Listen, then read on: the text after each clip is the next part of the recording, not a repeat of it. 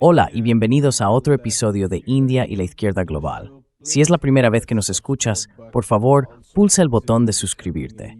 Además, considera hacerte miembro de YouTube, mecenas o donar una pequeña cantidad utilizando el enlace en la caja de descripción.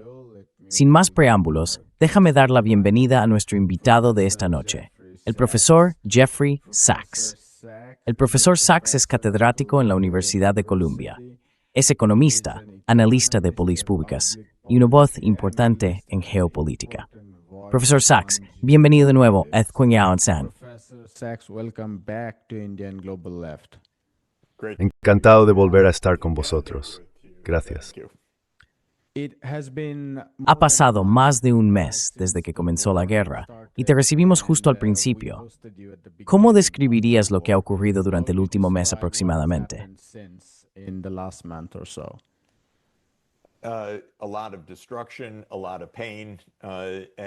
Mucha destrucción, mucho dolor y, obviamente, ningún entendimiento. Esta es una guerra de agresión por parte de Estados Unidos e Israel, y no muestran ninguna inclinación a detener su agresión. Pensaban que Irán estaría de rodillas, muerto, destruido o bajo el control de Estados Unidos e Israel a estas alturas. Eso no ocurrió. Así que tenemos una guerra de agresión iniciada sobre bases bastante endebles y delirantes, que matar a algunos líderes es poner a Irán bajo el control de Estados Unidos. Cuando eso no sucedió, todo lo que vino después fue una escalada y una improvisación. Y ahí es donde estamos hoy.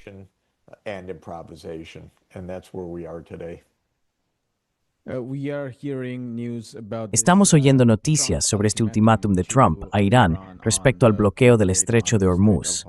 El plazo se ha ampliado un día más. ¿Cómo interpretas este ultimátum, eso de desatar el infierno sobre Irán si no se levanta el bloqueo?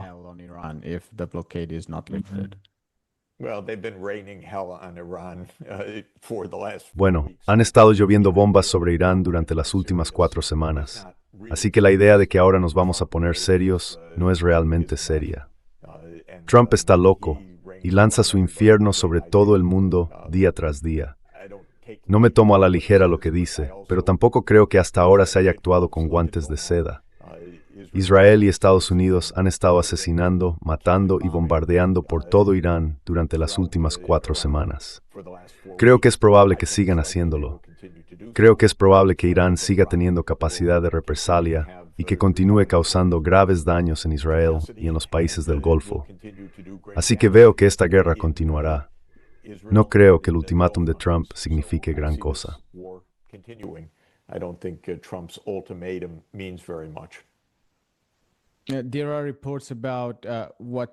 Hay informes sobre lo que algunos funcionarios de la Casa Blanca llaman un enfoque de doble vía. Trump intensificando por un lado, pero también mediadores, no solo países como Pakistán, Egipto y Turquía, sino también funcionarios dentro de su administración, incluidos J.D. Vance, Kushner y Witkoff, que están discutiendo el fin de esta guerra. ¿Es todo eso un farol? ¿Tiene algún sentido? ¿Y qué significa? What does it mean?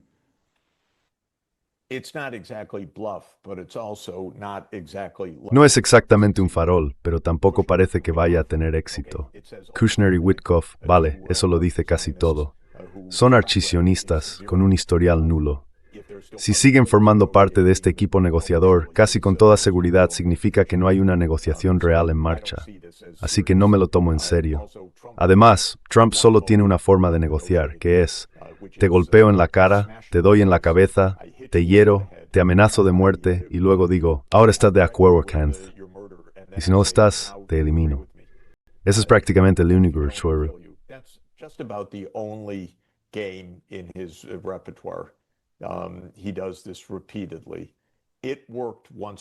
Lo hace repetidamente.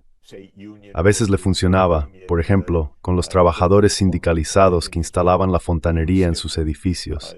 Solía estafarlos cuando era promotor inmobiliario. Creo que estamos viendo que eso no funciona realmente en el ámbito internacional. No pone fin a las guerras, no consigue tratados, no logra nada de lo que Trump cree que logra. Lo considero un simplón con un único modo de actuar, que es: te amenazo con matarte, luego te hago una exigencia y tú aceptas. No creo que los iraníes, por lo que puedo ver, vayan a plegarse.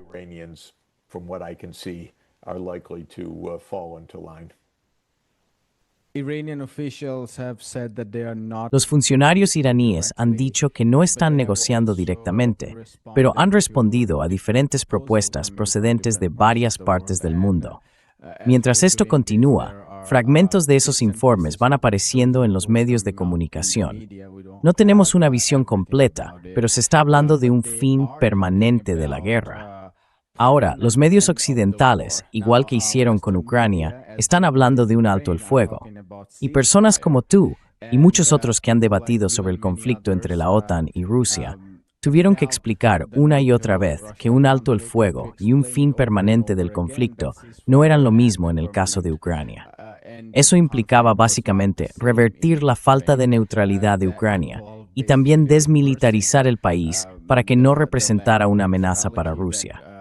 Si puedes, cuéntanos un poco, ¿cuál es tu impresión de lo que Irán podría entender por un fin permanente del conflicto, en lugar de simplemente un alto el fuego, como lo han descrito los medios de comunicación tradicionales?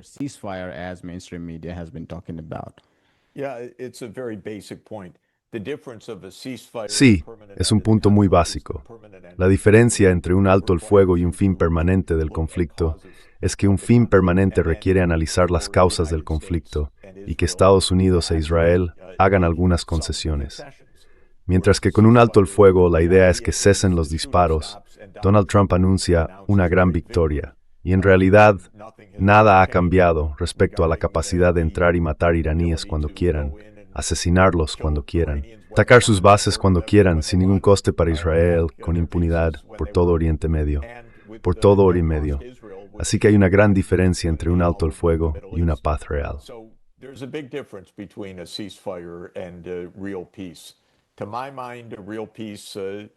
A mi modo de ver, la paz real empieza con el hecho de que Estados Unidos e Israel siguen atacando a Irán. Bueno, ¿cómo va a detenerse eso? Que Estados Unidos diga, bueno, tenemos un alto el fuego, no resulta muy creíble. Incluso un tratado con Estados Unidos es bastante lamentable. No es un país que respete sus tratados. Así que la única manera real es decir que esas bases militares que rodean a Irán ya no son bases militares estadounidenses con libertad de acción. Haría falta que los estados del Golfo dijeran, sí, tenemos soberanía, y estas bases no pueden utilizarse para ataques contra Irán. Ese sería un punto de partida. Eso es lo que ha dicho Irán.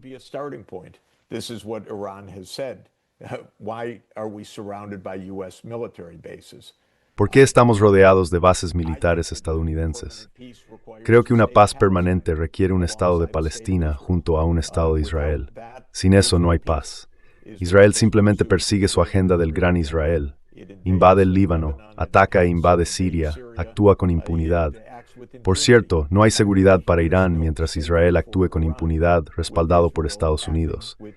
Así que Estados Unidos tendría que decir algo sobre Israel. Oh, nunca lo harán. No en estos tiempos, quiero decir. Quizá lo hagan algún día, pero hoy no lo van a hacer.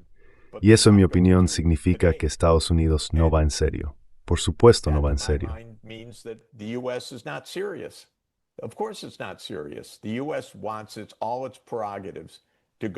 Estados Unidos quiere conservar todas sus prerrogativas. Poder entrar y machacar a Irán cuando le dé la gana. Eso es lo que significa un alto el fuego. Lo que Irán busca, quizá con demasiada cortesía por cierto, es alguna garantía de que esto no sea solo otra pausa de unos meses antes de que toda su cúpula vuelva a ser decapitada, especialmente cuando esa es la intención declarada de Estados Unidos e Israel. Así que creo que estamos en un punto muerto, y es posible que Irán ceda o capitule. Lo dudo. Pero una cosa es segura. Estados Unidos e Israel no han hecho un set de canción la seguridad hasta ahora. Y no creo que hagan.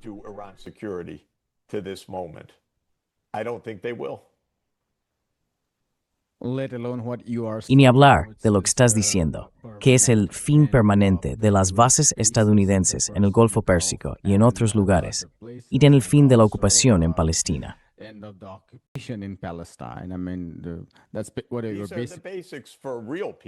Estos son los fundamentos para una paz real en Oriente Medio, como llevo diciendo desde hace no sé cuántas décadas. Si realmente se quiere la paz en Oriente Medio, Israel, que es una nación rebelde, debe dejar de comportarse como tal. Ese es el punto más básico. Estados Unidos, que colabora con Israel en todo este comportamiento rebelde, debe detenerse. Las bases militares estadounidenses deben desaparecer de Europa del Este y de la región del Golfo. No son más que un imán para la guerra.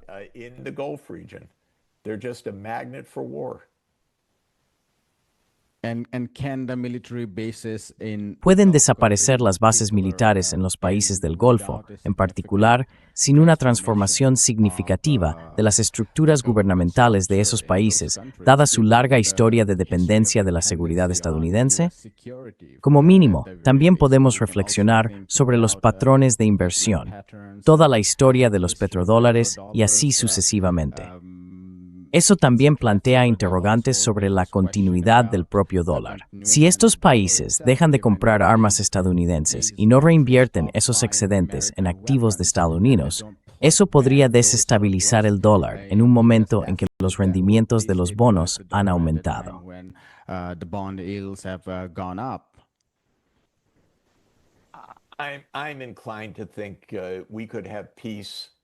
Me inclino a pensar que podríamos tener paz. Incluso podríamos lograr que Estados Unidos sobreviviera sin unas cuantas bases militares en el Golfo. No creo que estos sean asuntos existenciales para Estados Unidos ni para el dólar estadounidense a estas alturas. La proporción del petróleo en el comercio mundial es de apenas unos pocos puntos porcentuales. En realidad no es algo tan importante. Es manejable. No es, en verdad, la fuente de la posición económica de Estados Unidos. Tal vez algunas personas crean que lo es y por eso estén dispuestas a luchar por ello, pero no lo es. A Estados Unidos le irá perfectamente bien sin bases militares en el Golfo. E incluso si una parte significativa de los ingresos del petróleo se denomina en yuanes, rupias o renminbis, en realidad no tendrá un efecto de gran consecuencia sobre la economía estadounidense. Si yo asesorara al gobierno de Estados Unidos, le diría que se calme.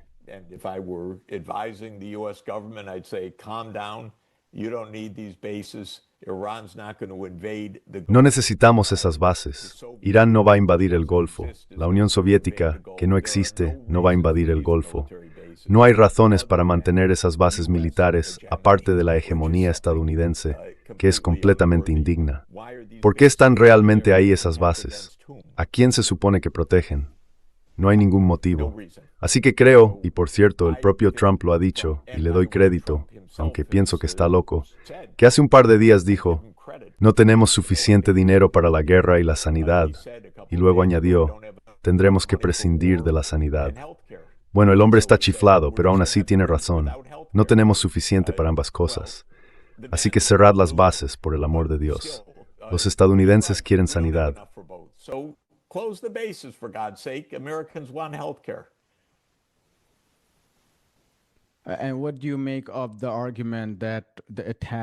¿Y qué opinas del argumento de que el incentivo de Estados Unidos para atacar a Irán, no estoy hablando del incentivo israelí, sino uno de los incentivos de Estados Unidos para atacar a Irán, es China? El argumento sostiene que eso interrumpiría el comercio de petróleo chino y también eliminaría la posibilidad futura de que el petróleo respalde la nueva moneda de los BRICS. BRICS currency.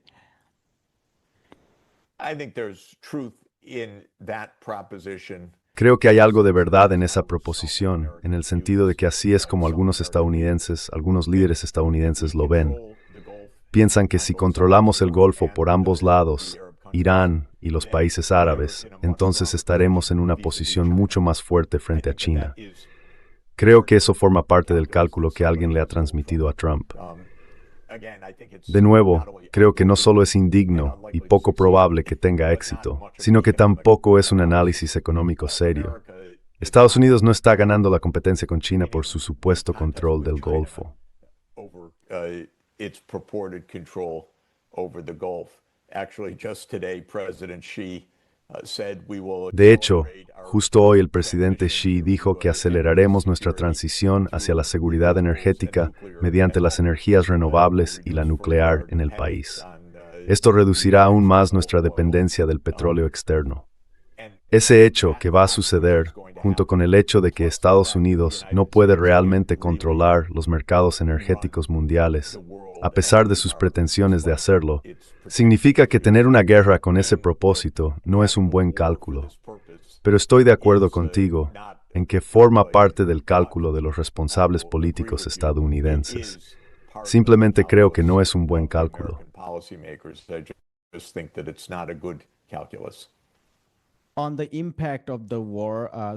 Sobre el impacto de la guerra, algunos analistas dicen que podría acelerar la compra o la búsqueda de tecnología china para la transición hacia la energía verde, especialmente en el sur global, y que esto podría generar una difusión de la tecnología, como hemos visto a lo largo de la historia de la ciencia y la tecnología. ¿Qué tan optimista eres respecto a ese impacto?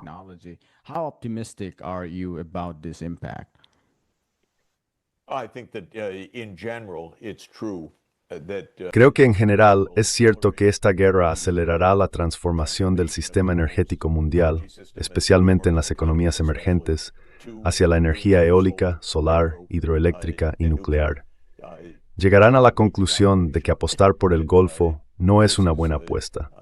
Deberíamos estar realizando esa transformación solo por razones ecológicas y de eficiencia. Pero debido a los intereses creados de los lobbies del carbón, el petróleo y el gas,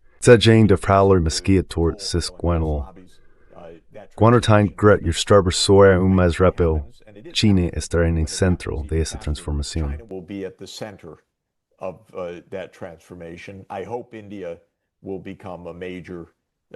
Espero que la India se convierta también en un importante proveedor. Pero Estados Unidos y Europa no estarán ahí, porque tanto Estados Unidos como Europa han estado apostando básicamente por la continuación del mundo de los combustibles fósiles, especialmente Estados Unidos, ya que es un gran productor de combustibles fósiles. Y Trump aún más, porque además de todo es un ignorante. Así que ha estado apostando por perfora, nena, perfora. Lo que hará esta guerra será, sin duda, acelerar la transformación a una energía verde o de cero exponer, liderado por China.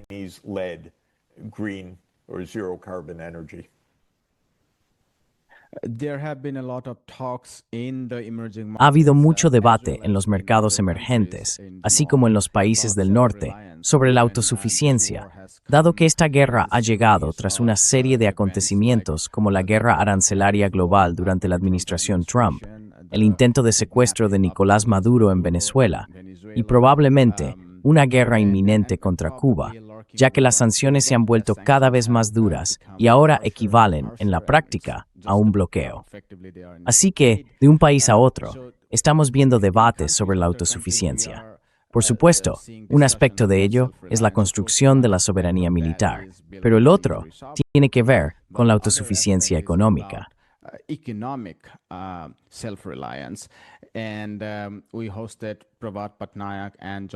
Recibimos a Prabhat Patnaik y a John Bellamy Foster, el editor de Monthly Review, y les hice esta pregunta sobre la autosuficiencia.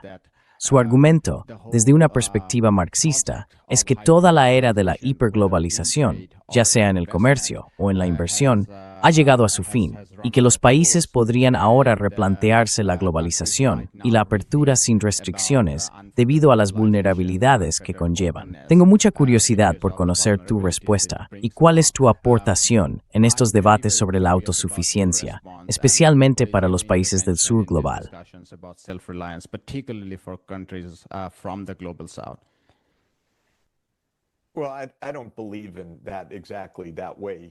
Bueno, no lo creo exactamente de esa manera. El mayor beneficiario de la globalización ha sido China.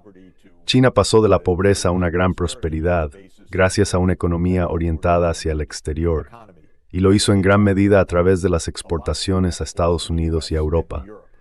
Luego, a medida que China tuvo más éxito, Estados Unidos cerró la puerta a su propio mercado. Y Europa la ha medio cerrado, diría yo, no porque la economía esté equivocada, sino por motivos geopolíticos. Estados Unidos preferiría castigarse a sí mismo y perjudicar su propia economía antes que ver a China obtener un beneficio especial de ello. Pero en conjunto, la globalización es beneficiosa para las economías emergentes.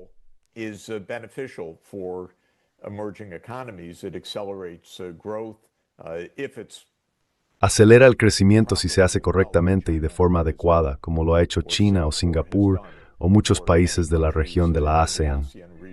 Y creo que la India, en términos generales, está haciendo eso ahora mismo y lo ha estado haciendo durante los últimos 20 o 25 años. Es muy difícil desarrollarse de manera autárquica. La India tuvo durante mucho tiempo el régimen del Permit Raj. No condujo al progreso. El desarrollo que fue realmente eficaz, en mi opinión, fue la apertura.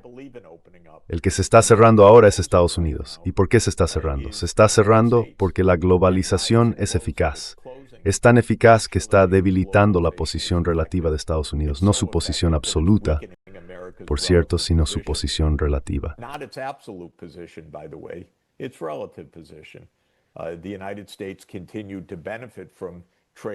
Estados Unidos siguió beneficiándose del comercio con China, pero China se benefició más y más rápido. Tenía más terreno que recuperar. Para mí eso es un éxito. Así que no comparto exactamente la idea de que la globalización haya sido algo negativo. En lo que sí estoy de acuerdo es en que las relaciones económicas neocoloniales son un castigo. Que Europa y Estados Unidos roben los recursos naturales de África es un castigo, pero no lo son el comercio y la inversión. Me gustaría que los BRICS fueran la base del comercio. Las economías emergentes, que representan entre el 80 y el 85% de la población mundial y probablemente alrededor del 60% del PIB mundial, deberían mantener un sistema abierto. Creo que es beneficioso para ambas partes. Acelera la transferencia de tecnología y permite flujos financieros que pueden ayudar a las regiones con escasez de capital a ponerse al día más rápido.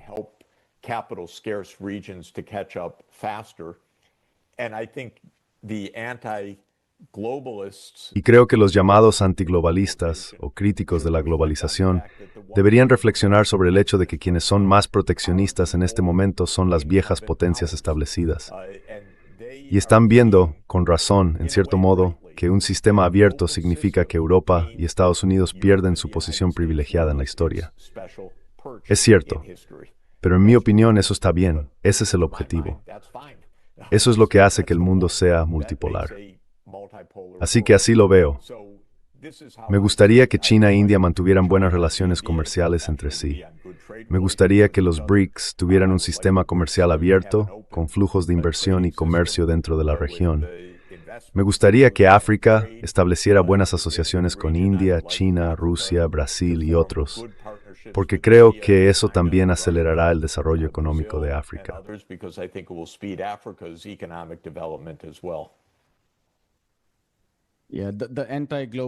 Sí, los antiglobalistas quizá no discrepen contigo sobre el proteccionismo en el núcleo imperial, porque a lo largo de la historia del colonialismo ha habido restricciones muy arbitrarias destinadas a proteger las industrias nacionales.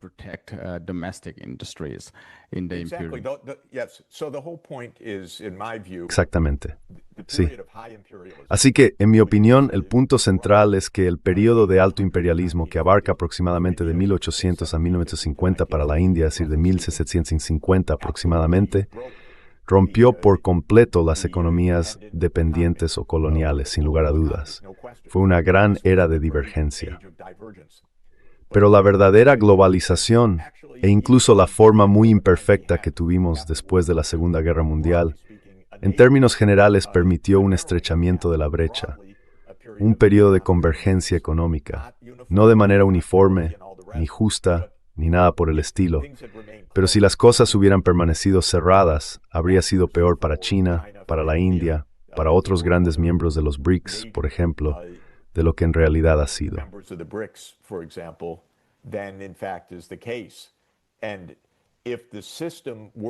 Y si el sistema fuera abierto y transparente, recíprocamente justo en este momento, sería un gran beneficio para las economías emergentes. No un obstáculo, sino un beneficio. En ese sentido, me gustaría que la globalización continuara, porque estoy a favor de un mundo multipolar. Estoy a favor de que Europa y Estados Unidos pierdan su posición privilegiada, no porque estén entrando en una caída en picado absoluta, sino porque el resto se está desarrollando más rápido.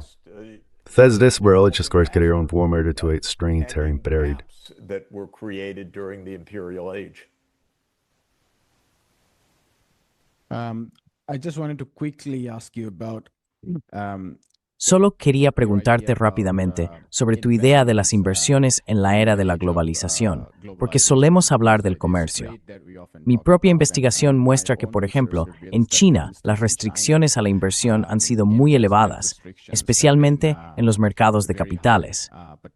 Durante los primeros años de los 90 y principios de los 2000, existían todo tipo de restricciones. Lo que China consiguió fue, básicamente, atraer inversiones a largo plazo, mientras restringía los flujos de capital a corto plazo. Ahora bien, ¿por qué China pudo hacerlo y otros países no es una cuestión más amplia? Pero quería preguntarte, cuando hablamos de apertura en un sentido general, reconocemos el peligro de la dependencia de los flujos de capital a corto plazo, a los que los países del sur global suelen enfrentarse, por razones de balanza de pagos, ya sea por la dependencia del mercado bursátil o del mercado de eurobonos. Eso ha causado estragos en muchos países de África.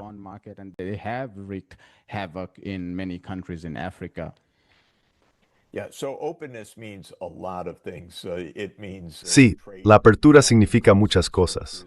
Significa comercio de bienes y servicios, transferencia de tecnología, inversión extranjera y movimientos de capital a largo plazo, como los préstamos a largo plazo. Y también puede significar apertura a transacciones a corto plazo, depósitos interbancarios, endeudamiento a corto plazo en los mercados internacionales y así sucesivamente. Lo que básicamente es cierto es que los mercados financieros son propensos a las crisis, y especialmente el capital a corto plazo es propenso a los pánicos, las reversiones súbitas y las paradas repentinas de los flujos. Existe una amplia historia y literatura sobre pánicos bancarios, pánicos en los mercados de capitales, crisis de balanza de pagos y demás. Casi todos estos fenómenos son reflejos de problemas de liquidez a corto plazo, cuando de repente un gobierno ya no puede refinanciar su crédito o se produce una corrida bancaria en un país.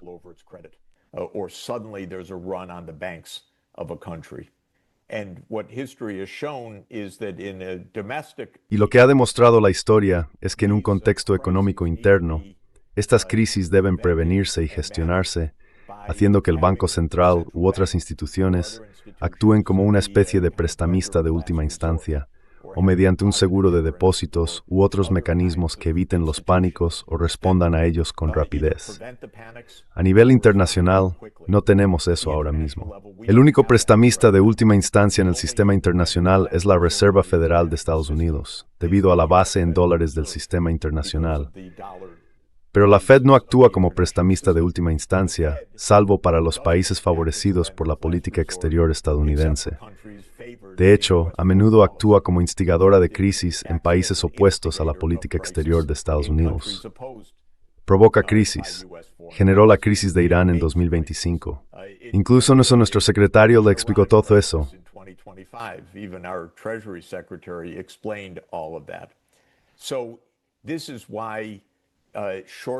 Por eso los flujos de capital a corto plazo son tan peligrosos para los países.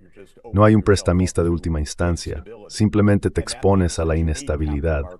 Eso significa que se necesita regulación del mercado de capitales, mucha prudencia y mecanismos en los que exista algún tipo de prestamista de última instancia.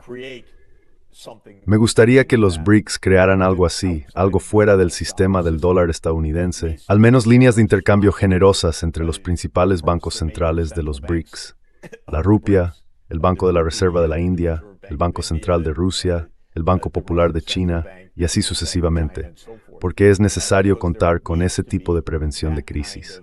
Simplemente abrir la puerta a los movimientos de capital no es una opción. Acabo de darme cuenta de que tengo que irme. Tengo una llamada ahora mismo.